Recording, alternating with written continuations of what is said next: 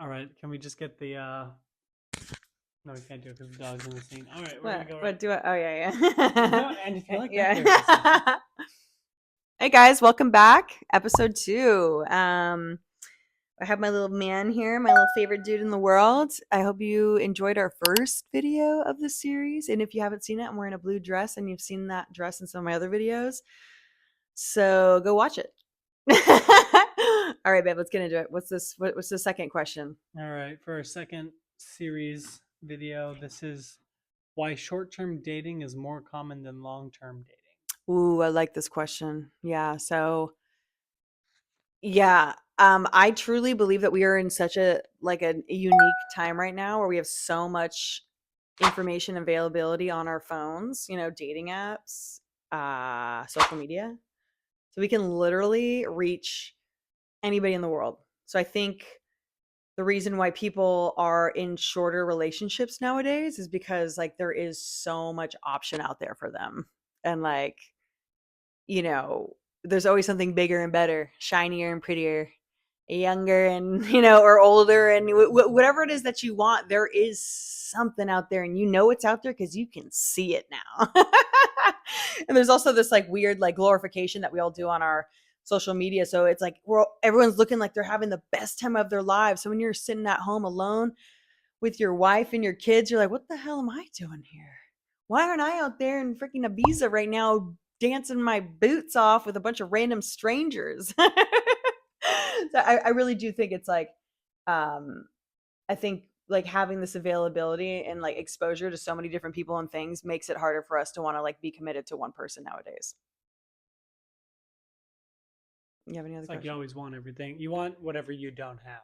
You Oh, know, totally. no matter what it is. Like you said, oh, there's someone who's younger. Oh, there's someone who's older. It's like it just depends. If you're dating an immature 20-year-old, you want a super mature 35-year-old. Exactly. Like Exactly. Wait, what was the quote? Comparison is the thief of happiness, right? Is that the quote? comparison is the thief of joy. Of joy. Yeah, comparison is the thief of joy. So when we're constantly comparing ourselves to other people and other people's experiences, it's like we will never be happy because we're wondering why they're having so much fun and living their life to this extreme fullest and we're not. When at the end of the day, so much of what's online is just completely fabricated and elevated to look a lot more amazing than it actually is. I mean, sure, there's people having a lot of fun all the time, all the time. I know even with my little boring life here with my family, my dog and my kid and my partner, it's I have so much fun in the mundane now because I've reached this level of love and acceptance of who I am now that the my favorite thing to do nowadays, I know you guys are going to laugh at me and probably unfollow, but it's I love just sitting and reading a good book. I read 3 books this last week. I just sat around and just read these books just front to back, man. And I was like, oh, it's just the best feeling in the world being with myself and a good book. And even just being with myself and just in the quiet, I can actually sit with myself now and not want to jump out of my skin or go get distracted with someone else or something else. And I think that is also what leads us to finding a really good, healthy relationship is when we can find that inner peace, with ourselves. Because then when we're with someone else, we're already full. I'm already a full person. So when I find someone else, you're just adding into the fullness of this relationship. And and I want my partner to be a full person too. We're two full people who kind of come into each other's orbit, but then we can also orbit out and have our own lives and own experiences and own friends. And yeah, I think it takes a level of maturity and experience to really get be able to be so steady that it doesn't really matter if you're in a long-term relationship or a short-term relationship, you are content regardless. now would be a great time to leave a negative comment and subscribe and maybe like the video. So let's go through the stages of the relationship. It says here 2 weeks, 3 months, 6 months, 1 year, 2 years, and beyond. Okay, yeah. So there's stages, in my opinion, that I've seen in my own experience and through other people and life experience. So the stages. So when you first start dating someone, right? If you don't get past the first date, obviously that's over, right? But if you do, and you're kind of vibing with that person after that first date or two, you'll most likely make it a 2 weeks.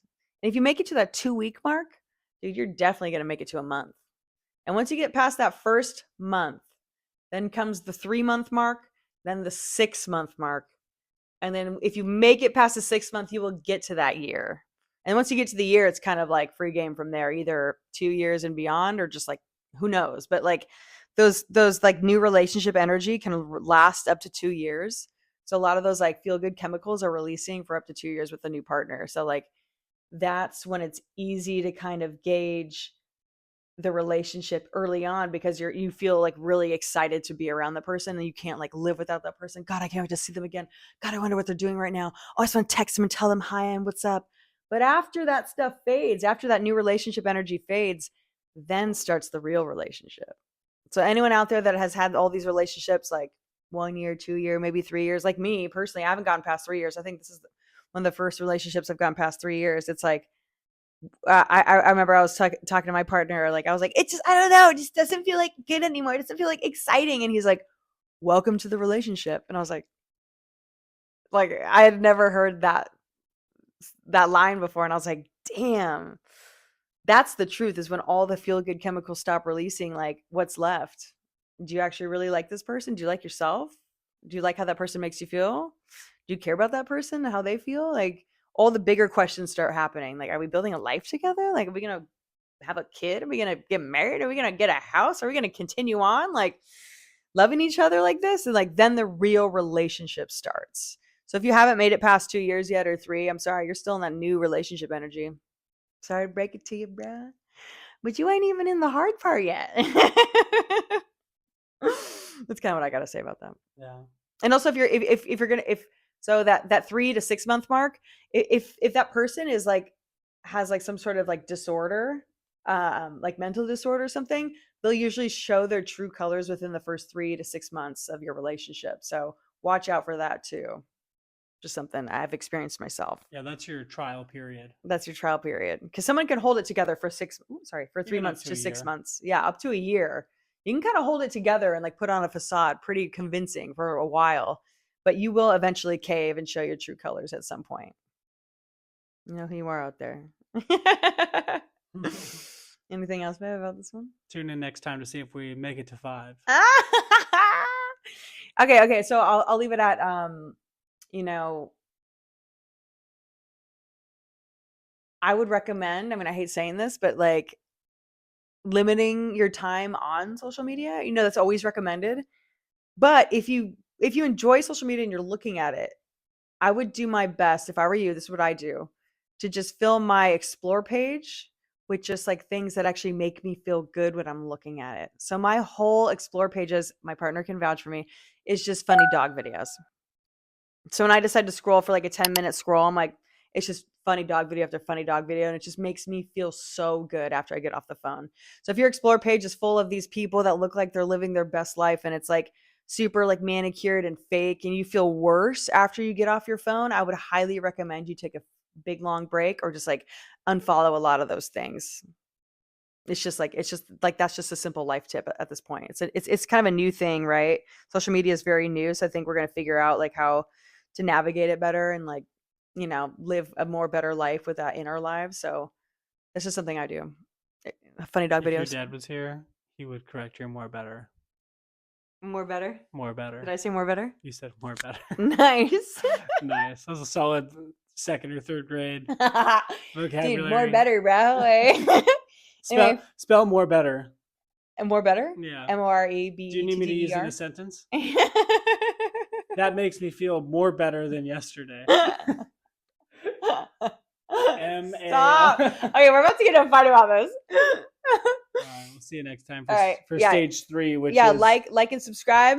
And if you're interested in stage 3, it is how to find your person, self-love, and understanding how to treat people. Yeah, how to find your person, self-love, how to treat People.